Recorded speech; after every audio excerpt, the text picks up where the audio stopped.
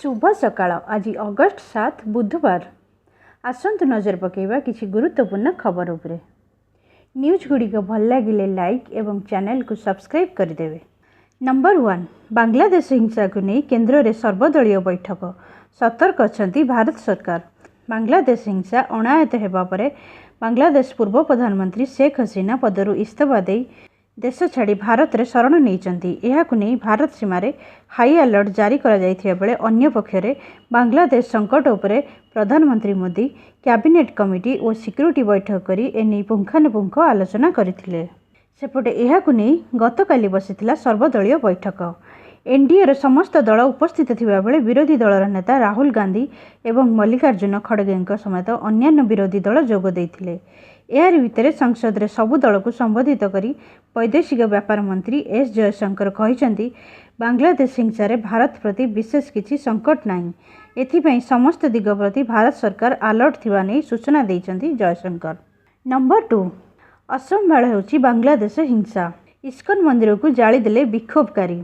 बांग्लादेश रे एबे हिंसात्मक परिस्थिति जारी रही। देशर खुलना डिविजन में अवस्थित मेहरपुर एक इस्कन मंदिर को एबे विक्षोभकारी माने टार्गेट करिसेंती। सूचना रही जे मंदिर को भंगारुजा करा जाई निया लगा जाइछि बोली। पूर्वतन प्रधानमंत्री शेख हसीना इस्तीफा एवं विदाय पर देशर अशांति जारी रही। इस्कन मंदिर उपरे होइथिबा आक्रमण हिंसार व्यापक अंश अटे, जहाँ गत 24 घंटा मध्य बांग्लादेश रे एकाधिक हिंदू मंदिर को टार्गेट करिछि।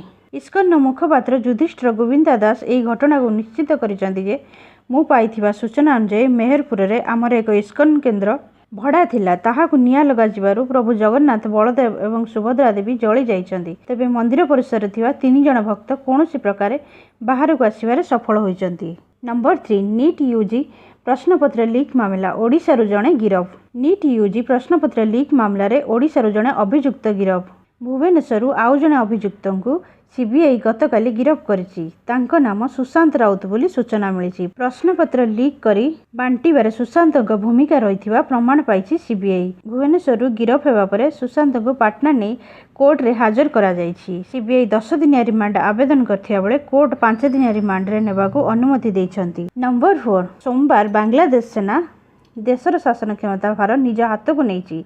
एथिसह देशर सेना सरकार आरंभ होइछि। प्रधानमंत्री शेख हसीना इस्तीफा देवा और देश छाड़ी पलाई जिबा घटना मध्य बांग्लादेश सेना स्थिति नियंत्रण करियाकू आगे आसीछि। शासन भार ग्रहण सह सेना प्रमुख जनरल वाकर उज-जमान आज सबु दलर प्रतिनिधि को डाकी आलोचना करथिबा सूचना मिली। सेहीपरि देश में हिंसाकांड तुरंत बंद करियाकू मध्य सेना प्रमुख देश को संबोधित करबा आଳରେ युवकों को अपील करिसेंती। ଏହି ଅବସରରେ ସେ ପ୍ରଧାନମନ୍ତ୍ରୀ ପଦରୁ शेख हसीना इस्तीफा ଦେଇଥିବା ସ୍ପଷ୍ଟ କରିବା ସହ ଏବେଠାରୁ ସେନା ଦେଶର ଶାସନ ଭାର ଗ୍ରହଣ କରୁଛି ବୋଲି ଘୋଷଣା କରିଛନ୍ତି। ନମ୍ବର 5, ଅରୁଣଙ୍କୁ ହାଇକୋର୍ଟ ନୋଟିସ୍।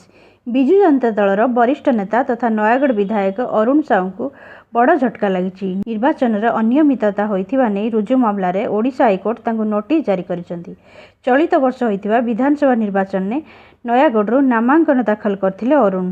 हेले एही नामांकन ने सत्य पाठरे से तथ्य लुचाई नहीं हाईकोर्ट रे मामला दायर होईछि, जहाकु नहीं उच्च न्यायालय पक्षरु तांकु नोटिस जारी करा जाईछि। नंबर 6, विश्वव्यापी स्टॉक बाजार में ह्रास 166 पॉइंट कमिला सेंसेक्स। सोमवार परी मंगलवार मध्य स्टॉक बाजार में ह्रास परिलक्षित होईछि। सेंसेक्स 166 पॉइंट ह्रास पाइतिया बेले निफ्टी 63 पॉइंट ह्रास सह बंद होईछि।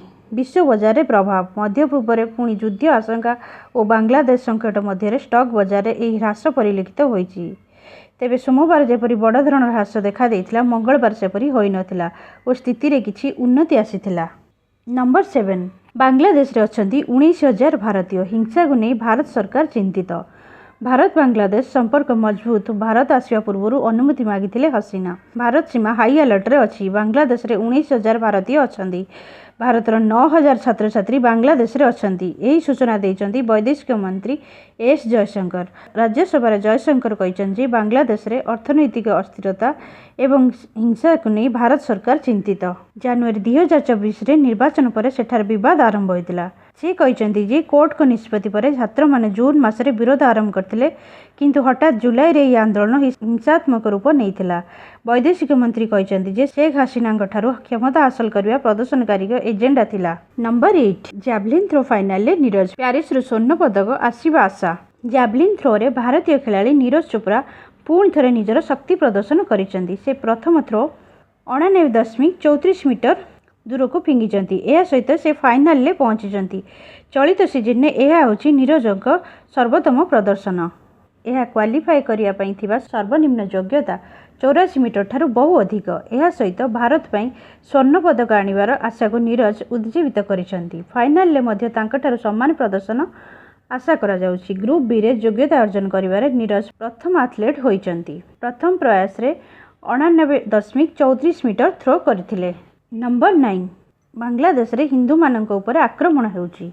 बांग्लादेश रे खराब स्थिति संपर्क में संसद रे सूचना देइचंती वैदेशिक मंत्री एस जयशंकर। मंगलवार राज्यसभा रे वैदेशिक मंत्री कहिसंती जे आमे परिस्थिति उपर नजर रखुछु। 2024 जनवरी होइतवा निर्वाचन परठारु बांग्लादेश रे उत्तेजनार वातावरण सृष्टि होइछि। एहाकु नै जून मासरे छात्र छात्री माने विक्षोभ प्रदर्शन करथिले। सरकारी कोठा और भित्तिभूमि उपर आक्रमण होइछि बोली से कहिसंती। जुलाई मास सारा हिंसाकांड लगी रही। वैदेशिक मंत्री कहते जे संख्यालघु दुकान और मंदिर रे अनेक स्थान रे आक्रमण हेबा आम पई चिंतार विषय होइछि। ए पर्यंत संपूर्ण तथ्य सामना को आसी नहीं। से कहते बांग्लादेश आमर अति निकटतर। जनवरी मासरु एहाकु नै उत्तेजना लगी रही। जून जुलाई मासरे एही हिंसाकांड घटितिला। आमे सेठाकर राजनैतिक दल मानक सहयोग रे थिलु। सुप्रीम कोर्ट को निर्देश पर बांग्लादेश रे स्थिति बदलीगला एवं परिस्थिति एपरि बदलिला जे हसीना को इस्तीफा देबाकू पड़िला। नंबर 10 विश्व स्टॉक बाजार रे झड़ उड़ीगला 17 लाख कोटी। अमेरिका अर्थनीति प्रति मांदावस्था विपद एवं ईरान और इजराइल मध्य युद्ध आशंका सारा विश्व स्टॉक बाजार को दोहलाई देइछि। केवल भारत नु विश्वर प्राय सब प्रमुख स्टॉक बाजार रे निवेशक माने क्षति सहिचंती। बहु निवेशक भयभीत होई निज पाखरे थिबा शेयर बिक्री करिसंती। अमेरिका रो आरंभ होइतिबा ए झड़ जापान, ऑस्ट्रेलिया, दक्षिण कोरिया, भारत आदि देश को व्यापीछि। झड़र मात्रा एते व्यापक और प्रभावशाली थिला जे निवेशक मानकर कोटी कोटी टंका उड़ी जाइछि। केवल भारत रे निवेशक माने प्राय 70 लाख कोटी टंकार क्षति सहिचंती। सारा विश्वर स्टॉक बाजार पई सोमवार दिनटी कला साब्यस्त होइछि। नंबर 11 शेख हसीना एबे केउठी नेबे शरण। बांग्लादेश रे हिंसात्मक छात्र विरोध प्रदर्शन, देशव्यापी अशांति एवं सेना क्षमता निज हाथ को नेवा पर पूर्वतन प्रधानमंत्री शेख हसीना भारत रे आसी शरण पशंती। सूचना अनुसार शेख हसीना आसंता किछि दिन पई भारत बाहर को जिबार संभावना नहीं, कारण तांकर आगामी यात्रा को नहीं बाधा सृष्टि होइछि। सूचना अनुसार शेख हसीना भारत दे लंडन जीवाकू योजना करथिले। तांका सहायक माने हिंडन रे पहुंचिया पूर्व भारतीय कर्तृपक्षों को यह जणाइथिले। शेख हसीना XC-130 जे सामरिक परिवहन विमान रे हिंडन एयरबेस रे अवतरण करथिले।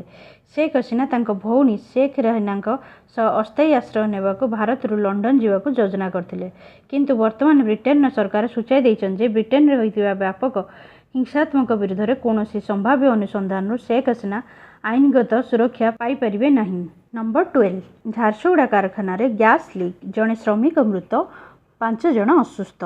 झारसुगुड़ा जिला बुढ़ीपद्र स्थित ओडिशा मेटालिक कारखाना रे मंगलवार एक बड़ धरणर अघटन घटी।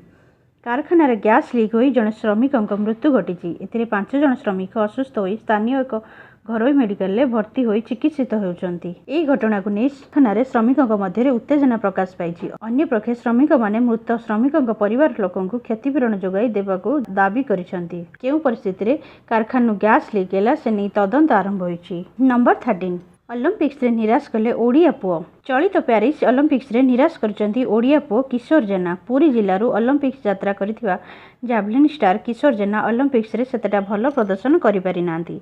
एशियन गेम्स रे सिल्वर जीतिथिबा एही क्रीडा तारका प्रथम थर पई ओलंपिक्स रे जिबा पई योग्यता अर्जन करथिले।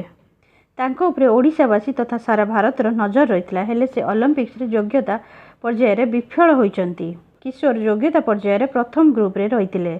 योग्यता पर्याय रे किशोर जेना 84 मीटर जावलिन फिंगियाकू सक्षम होई नथिले, फल से परवर्ती पर्याय वंचित होइचंती। योग्यता पर्याय रे से प्रथम प्रयास रे 80.73 मीटर जावलिन फोपाड़ी थिले। द्वितीय थ्रो तांकर फाउल होइथिला। एहा परे तृतीय तथा शेष थ्रो रे 80.21 मीटर जावलिन फिंगियाकू सक्षम होइथिले। नंबर 14 बजार रे नाई आलू, पुणी बढ़िला दर। पुणी राज्य रे आलू संकट देखा देइछि। आलू दर आकाश छुआ होइछि। आलू को नहीं एबे मध्य टेंशन लगी रहिथिबा बेले कटक और भुवनेश्वर रे आलू गोदाम आलू नहीं, फल ट्विन सिटी रे आलू केजी दिनक 20 रु 25 टंका बढ़ी जाइछि। बजार रे आलू मिलु नथिबा बेले कां भा जेउठी अछि किलो पिछा 60 टंका रे बिक्री होउछि। पश्चिमबंग एबे मध्य आलू गाड़ी ओडिशा को छाड़ू नथिबा बेले उत्तर प्रदेश आलूर दाम अधिक थिबा बेले चाहिदा नहीं।